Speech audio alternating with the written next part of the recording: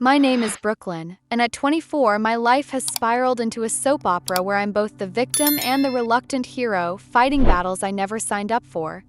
Couple of years ago, everything felt like a dream. I was head over heels in love with Ethan, this guy I met during my sophomore year at college.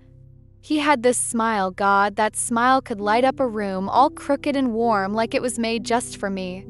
His brown eyes sparkled with this quiet confidence, and when he looked at me, it was like the world faded away.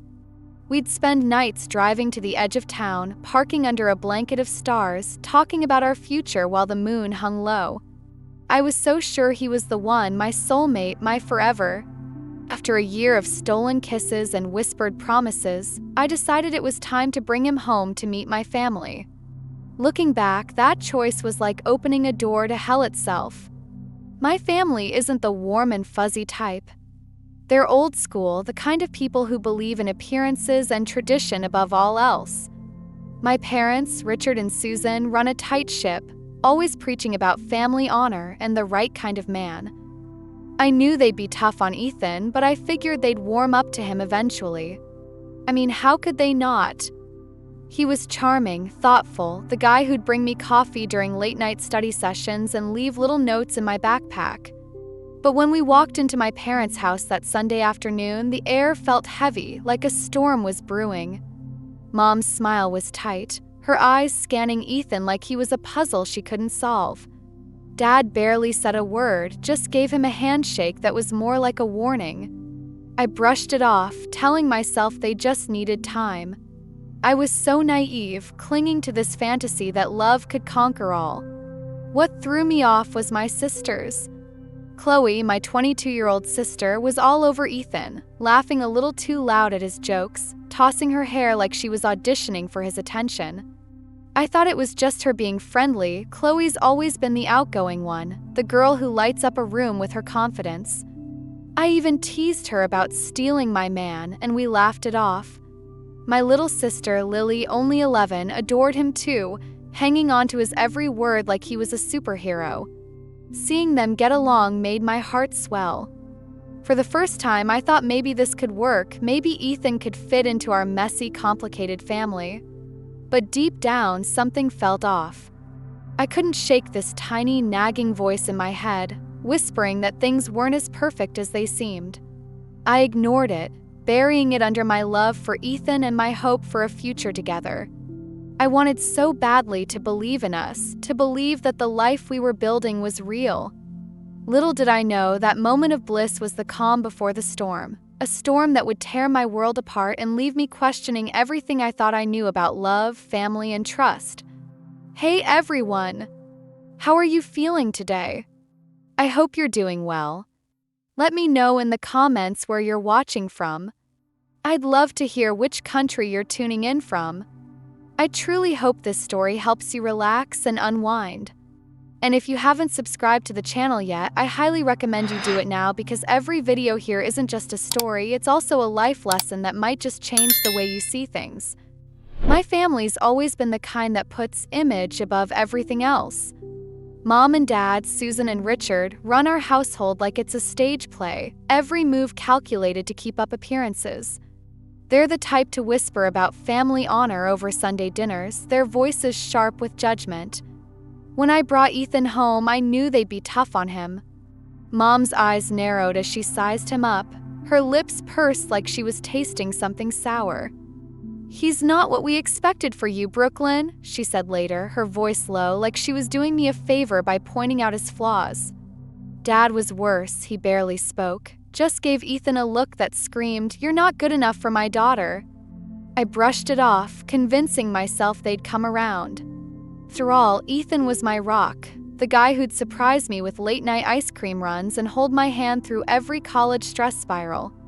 How could they not see what I saw? But my sisters? They were a different story. Chloe, my 22-year-old sister, was all over Ethan from the moment he walked in. She laughed too loud at his dumb jokes, tossed her long blonde hair like she was in a rom-com, and even winked at him when she thought I wasn't looking.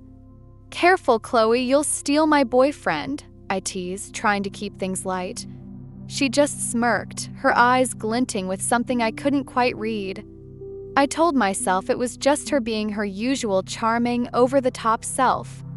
Lily, my 11-year-old baby sister, was obsessed with Ethan too, but in a sweet kid sister way. She'd beg him to play Uno with her, giggling when he let her win. Seeing them bond made my heart swell. I thought maybe this is it. Maybe Ethan's the glue that'll bring us all together. God, I was so naive, so desperate to believe in the fairy tale I'd built in my head. That fairy tale shattered one chilly October night. I was sprawled on Ethan's couch, the TV flickering with some forgettable Netflix show. His apartment smelled like the pizza we'd ordered, and I was half asleep, lulled by the comfort of being near him. Then his phone started buzzing on the coffee table over and over like it was possessed. I ignored it at first. Ethan was in the shower, and I'm not the type to snoop. Trust was our thing, or so I thought. But the buzzing didn't stop, and this weird, gnawing feeling crept into my chest like a warning I couldn't ignore. My hands trembled as I reached for the phone, my thumb hesitating over the unlock button. "Just check it," the voice in my head whispered. What's the worst that could happen? The worst happened. When I opened his messages, my world stopped. There, in bold, was Chloe's name, her texts glowing like poison on the screen. "Miss you already," she wrote, followed by a winking emoji. "Can't wait to see you tomorrow." I scrolled up, my heart pounding so loud I thought it'd burst. Months of messages unfolded, flirty banter, inside jokes I wasn't part of, and plans to meet up behind my back. "Don't tell Brooklyn," one text read, and it felt like a knife twisting in my gut. My sister. My boyfriend. Two people I trusted most had been sneaking around, building a secret world while I was busy dreaming of our future. My vision blurred with tears, but I couldn't stop scrolling, each message a fresh cut to my soul. I don't know how I kept it together, but I did. My hands shook as I screenshot everything, my fingers fumbling over the screen. I sent the evidence to my phone, each tap fueled by a mix of rage and heartbreak. I wanted to scream, to storm into the bathroom and confront Ethan, to demand answers. But something in me, maybe pride, maybe fear, held me back. I couldn't face his lies, not yet. Instead, I grabbed my coat and slipped out of his apartment, the door clicking shut behind me like the end of a chapter. The night air hit me like a slap, cold and sharp, as I stood on the sidewalk, staring at the dark windows of his building. My chest ached, like someone had carved out my heart and left a hollow space behind. I didn't cry, not then. I was too numb, too shattered to feel anything but the weight of betrayal. The drive home was a blur. Streetlights streaked past like comets, and my mind raced with memories, every moment I'd spent with Ethan, every laugh I'd shared with Chloe. How long had they been playing me? Had they laughed at how clueless I was? By the time I pulled into my driveway, the numbness had morphed into a burning anger. I couldn't let this go. I couldn't let them think they'd gotten away with it. I forwarded the screenshots to our group chat with friends, not caring about the fallout. Let them see who Ethan really was. Let them know what Chloe had done. Then I blocked him, his number disappearing from my phone like I could erase him from my life. But Chloe, that was harder. She wasn't just a sister. She was my confidant, my partner in crime growing up. We'd stayed up late sharing secrets, braided each other's hair, cried over the same family fights. Losing her felt like losing a piece of myself. I sat on my bed, staring at the screenshots, her words taunting me. Part of me wanted to call her, to scream, to beg her to explain why she'd do this. But another part, the part that was starting to harden, knew it wouldn't change anything. The sister I loved was gone, replaced by someone I didn't recognize. As dawn broke, painting my room in pale gray light, I made a choice. I'd face her, not for answers, but for me. I needed to look her in the eyes and see if there was any remorse, any shred of the Chloe I thought I knew. Whatever happened next, I wasn't running away. Not from her, not from this pain, and definitely not from the fight that was coming. The drive home felt like an eternity, each mile stretching out like a punishment. My hands gripped the steering wheel so tight my knuckles turned white, and my mind was a war zone, replaying those damning texts, Ethan's betrayal, Chloe's betrayal, over and over like a broken record. I could still see her name glowing on his phone, each word a fresh wound. Can't wait to see you tomorrow. How could they do this to me? How could she? Chloe wasn't just my sister. She was my best friend, the one I'd shared every secret with, from childhood fears to teenage crushes. We'd laughed until we cried, braided each other's hair under the glow of fairy lights, promised to always have each other's backs. And now? She'd stabbed me in mine. I pulled into the driveway of my parents' house just as dawn broke, the sky a bruised purple that matched the ache in my chest. The house loomed dark and silent, like it was holding its breath for the storm I was about to unleash. I didn't knock, I just walked in, my boots echoing on the hardwood floor. Chloe was in the kitchen, sitting at the table with a mug of coffee, scrolling through her phone like it was any other morning. The sight of her, so calm, so normal, made my blood boil.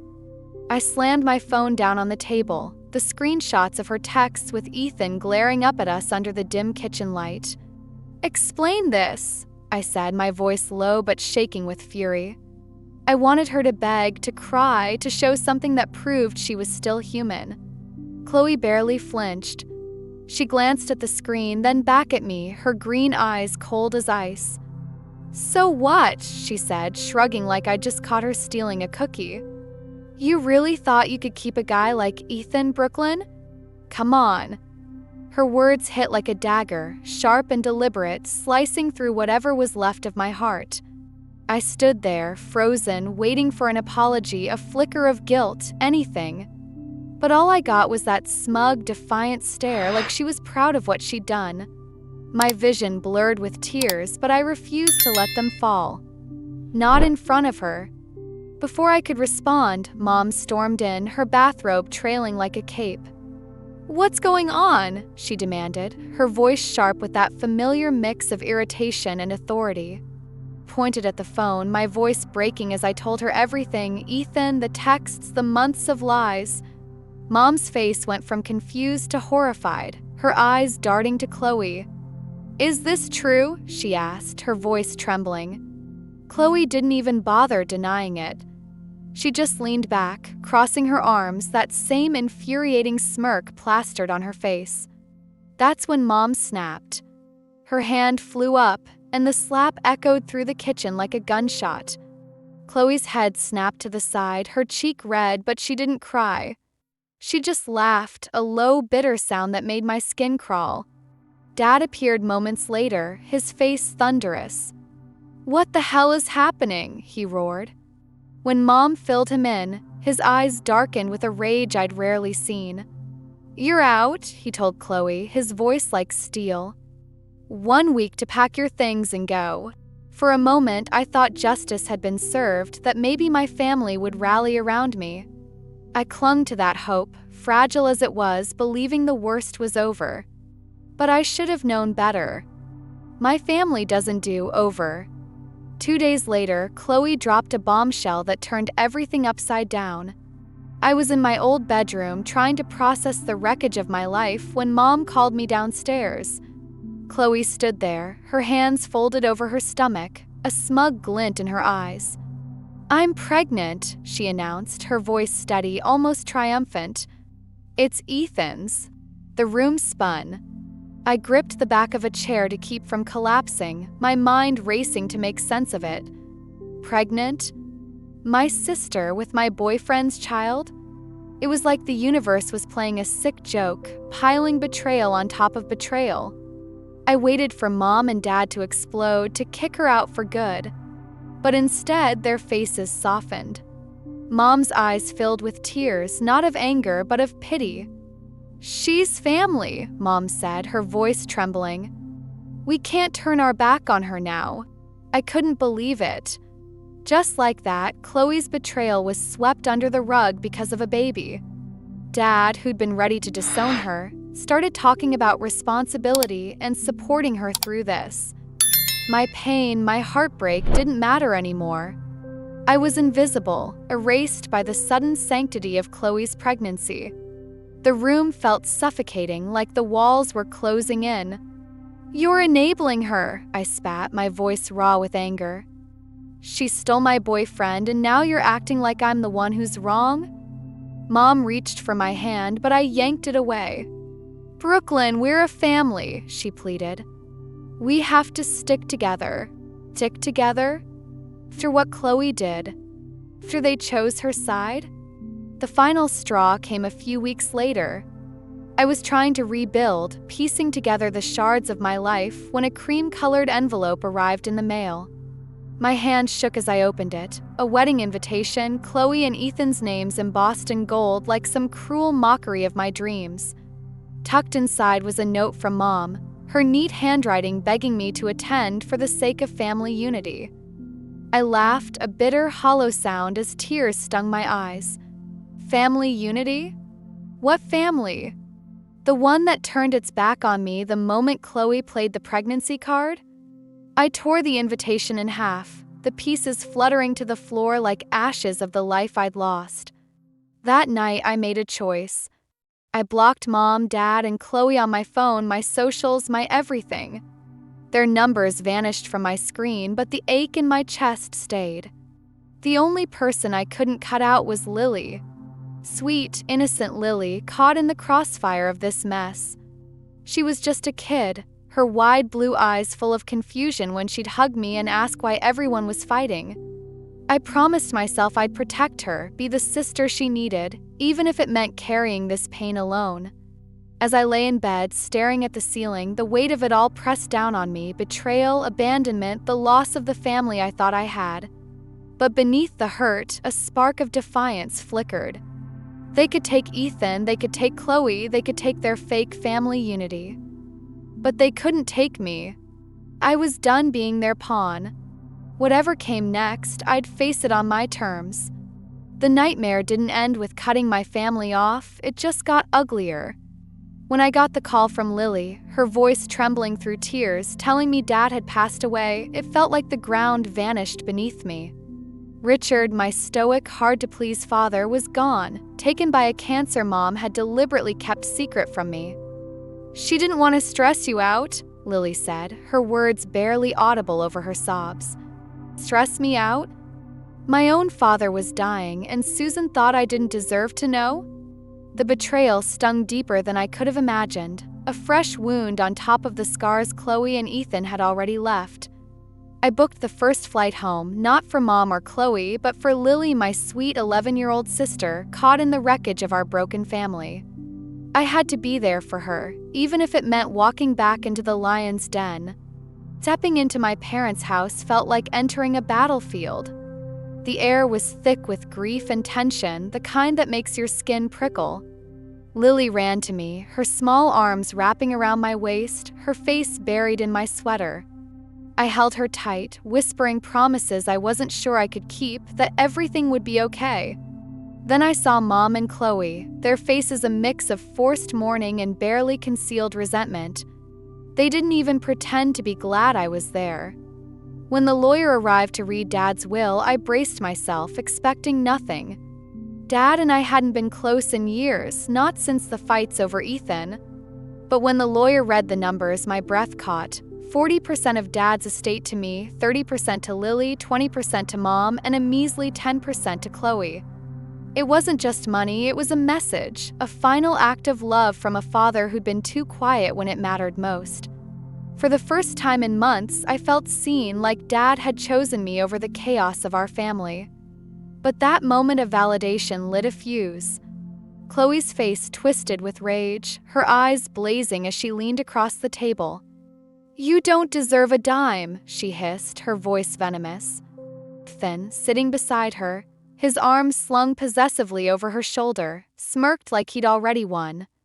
They didn't just want my share, they wanted to erase me, to rewrite the narrative so I was the villain. What followed was a campaign of harassment that turned my life into a living nightmare. My phone buzzed at 2 a.m. with texts from unknown numbers. "You're a selfish bitch. Give it up or you'll regret it."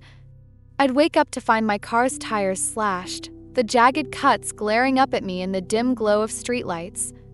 Then came the worst blow, a website, its URL sent to me in a taunting text filled with lies about me. Photos from Dad's funeral, where I'd stood numb with grief, were captioned with vile accusations. Brooklyn, the greedy daughter who abandoned her family. Each word was a punch, meant to break me, to make me feel small and worthless. I tried to stay strong, but the fear crept in, cold and relentless. Peaked when a package arrived at the hotel where I was staying, a nondescript box with no return address. My hand shook as I opened it, half expecting something dangerous. Inside was an old, tattered notebook, its pages yellowed and curling. I flipped it open and my stomach dropped. Handwritten notes filled every page, dates, times, places I'd been. Brooklyn at Java Hut with Lily, 3:15 p.m. Brooklyn at grocery store, 7:42 p.m. Even details about my coffee dates with Lily, moments I thought were private, were scrawled in jagged, obsessive handwriting. It was like someone had been shadowing my every move, turning my life into a twisted diary. The words felt like whispers from the dark, chilling me to the bone. I clutched the notebook, my heart racing, wondering who could have done this. Ethan's face flashed in my mind, his smug grin, his cold eyes. Was he capable of this?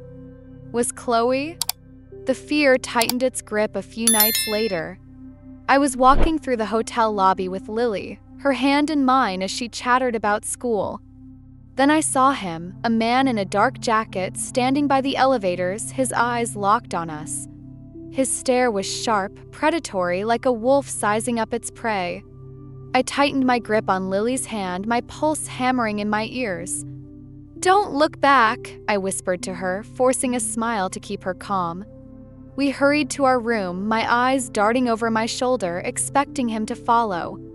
Once inside, I locked the door, double-checked the deadbolt, and called hotel security. They found nothing, but I knew what I'd seen. Someone was watching me, and I couldn't shake the feeling that Ethan was behind it, pulling strings to scare me into submission. The fear was suffocating, wrapping around me like a vice, but I refused to let it win. I'd lost too much already, my trust, my family, my sense of safety. I wasn't going to lose myself, too. Sitting on the hotel bed, Lily asleep beside me, I stared at the notebook, its pages a testament to their cruelty. My hands stopped shaking, replaced by a quiet, burning resolve. They wanted me to break, to run, to hand over what was rightfully mine. But I was done playing their game. I called my lawyer the next morning, forwarding every threatening text, every photo of my slashed tires, and pictures of that cursed notebook. "We're fighting back," I told him, my voice steady for the first time in weeks. I wasn't just protecting my inheritance, I was protecting me, the Brooklyn who'd been buried under their lies. Whatever they threw at me next, I'd be ready. The fight wasn't over, but I was done being a punching bag. I hired a lawyer, a sharp woman named Karen who didn't flinch at the chaos I laid out before her. I sent her everything, the threatening texts that lit up my phone at 3 a.m., the photos of my slashed tires, the chilling notebook filled with details of my life. We filed for a restraining order against Ethan, and I reported every twisted move to the police. Felt like reclaiming a piece of myself, like I was finally standing up to the shadows that had been chasing me. But Ethan wasn't going down without a fight. Courthouse, he sat across from me, his jaw tight, his eyes cold as steel. He tried to spin the story, painting me as the troublemaker, the bitter ex who couldn't let go. "She's just jealous," he told the judge, his voice dripping with fake sincerity. "She's trying to ruin our family." I wanted to scream, but I held it together, letting the evidence, those damning screenshots, the notebook, the police reports, speak for me. The judge's gavel came down like a thunderclap, granting the restraining order. For the first time in months, I exhaled. The real turning point came when Ethan slipped up.